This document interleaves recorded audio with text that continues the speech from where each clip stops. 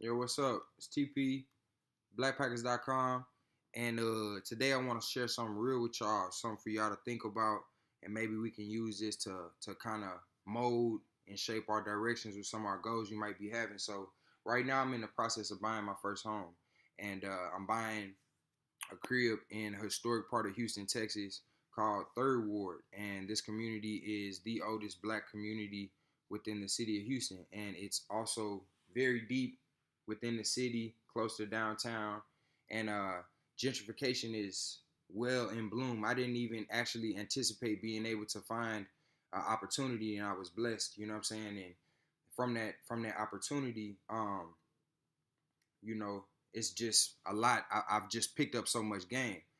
So going throughout the whole process, first of all, buying a crib and buying a home is not as difficult and it's not as intimidating as some people think it might be.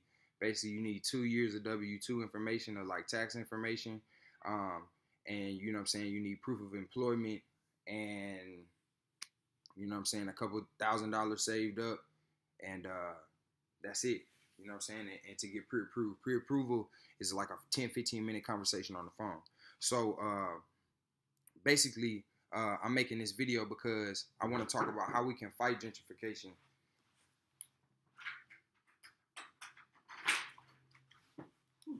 Yeah, I want to talk about how we can fight gentrification and how we can actively do things to um, prevent our communities being destroyed, especially historic communities who have a lot of value but have been neglected by certain parts of society and whatever. You know what I'm saying? That's a whole nother video within and of itself. But how we can salvage those and rebuild them based upon a new generation of Black people. You know what I'm saying? Without letting something that has significance in history and culture, and meaning to us go away and in 10, 15 years be totally unrecognizable. So the program I'm actually in a part of, I have a Black real estate agent, and it's a Black builder building Epic Homes here in Houston, Texas. And my real estate agent's name is Booker Morris, if y'all want to check him out.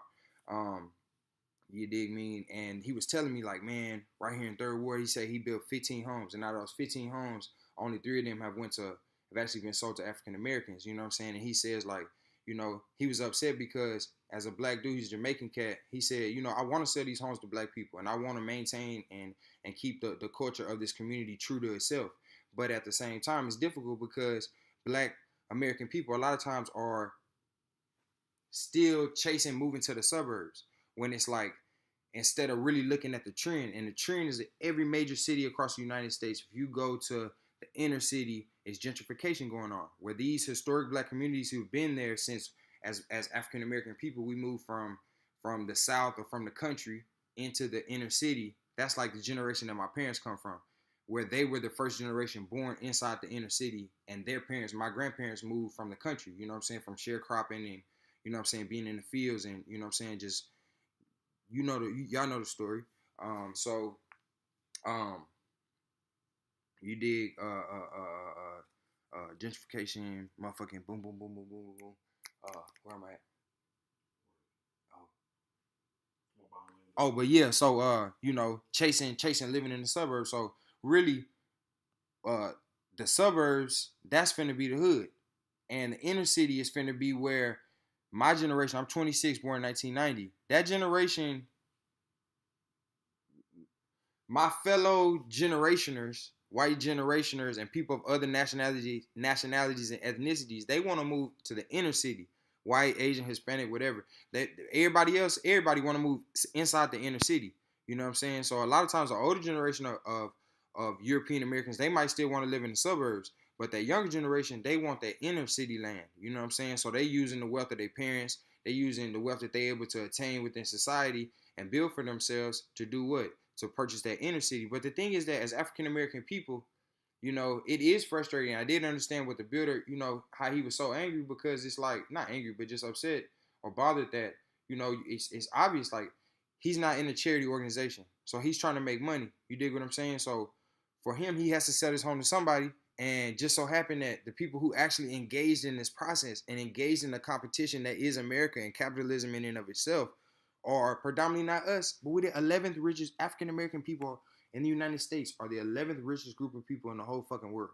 We have a lot of fucking like trillions, billions of dollars come through our hand annually, but we not engaged in a competition. We're not engaged in a group sport. You know what I'm saying? Racism is a group thing, and we're at the bottom of everybody's foot within the United States and every other society around the world because we're not engaged in this game. You dig what I'm saying? So basically, I'm making this video because I feel like from the things that from Dr. Claude Anderson to J. Mr. Real Estate Morris to just different game, Robert Kiyosaki, what's his name? What's the old head name? Think and Grow Rich, Napoleon Hill. Just from all this game, The Richest Man in Babylon that I picked up in books that I read and things like that, you know, to use it and engage it. And I just want to encourage others, you know what I'm saying, to look, we could either sit up here and be mad in 15, 16 years about, you know, gentrification happened and they did this and that. They gonna do it anyway. They gonna do what they gonna do. But the question is, what are we gonna do for ourselves? Period. That's the only thing. You dig what I'm saying? They gonna do what they gonna do. But until we get our own shit together, we can't even begin to fight them. We got to deal with preservation. You know what I'm saying? So we got to preserve our shit. And then once we been able to get in there, get a foot, that's why I'm trying to tell everybody I know about it. So I'm encouraging you in your city, wherever you at, find a hot, trendy area. Go talk to a realtor. Try to find a real estate agent. You know what I'm saying? These different title companies, things like that, and see what programs do they have. My house was a program. I had written off being able to get in third world because how gentrification had already raised the values in that area and really inflated them for what it is at this present moment in time. You dig what I'm saying? And God bless me. You know, I recognize that it ain't just because I'm this or that or I know this and that. It's like certain things come into your life whenever you put your mind towards it, put your heart towards it, you ask for it, and then you do what you're supposed to do. You do your half of it. You dig what I'm saying? And I just was blessed about it. So I've been telling everybody, but shit, check it out in your city and see what you could do, how we can move into a position of ownership. You dig? Free game is like, you know, it's cheaper to rent or excuse me, to pay a mortgage and own a home than it is to motherfucking to rent an apartment. You dig what I'm saying? What it takes to get a home is really not that much more than what it takes to get an apartment. And it's just about having that mentality of putting our money towards real shit and stop worrying about superficial fake shit that don't mean anything to anybody or chasing, I need to live in this neighborhood, this part of town. Nigga, we need to think. We need to fucking play the game. So, and how does this relate to on some BlackPackas shit, on some travel? Because through traveling, it opened my eyes to not only what's going on here in the States, but to let me know that this shit is a global phenomenon. The marginalization of my people is not a singular phenomenon here in the United States. This shit is happening at the same time in the same way in other countries. And I look at like one country that comes to mind is like Colombia. And I look at how like Bogota, Medellin, poor people can't afford to live nowhere close to the inner city. They have to live on valleys. In Panama, you know what I'm saying? In Guatemala, all these places are being, the places where the money is, the inner city tight areas, the United States finna switch, where they want all that shit back. All these Trump supporters and suspect white supremacists, however we want to call them, you dig what I'm saying? These motherfuckers want that shit back. So they tired of commuting all the way from the suburbs to come to inner city. No, they want to be able to ride their bike and walk their fucking poodle and do all kind of shit and walk to the park and, you feel what I'm saying?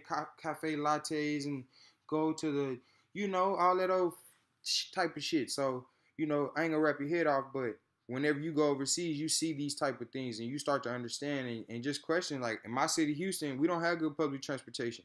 We don't have subways and all this type of shit. So how is all these poor people gonna get from the newfound suburbs, which is the new hood? Because the same way how white flight caused all them people, European Americans, to leave the inner city when my grandparents moved to the inner city, it's the same thing finna happen whenever we move to the suburbs. And like I'm a generation of that because being raised in the suburbs, you dig what I'm saying? Being raised between the suburbs and my grandparents, where they from in San Antonio, but primarily being raised in the suburbs. And you start to see and understand some of these dichotomies and how, you know, your skin color makes your property value go down. The fuck? So do you think they want? Anyway, we could keep going on forever, but you know, it's BlackPackas.com and fuck gentrification. But that's not just a slogan. That need to be something that's real. And that is proven real by self-empowerment and empowering and buying back and gaining assets and control of our communities and over ourselves and over our own future. So that's what it is. Peace.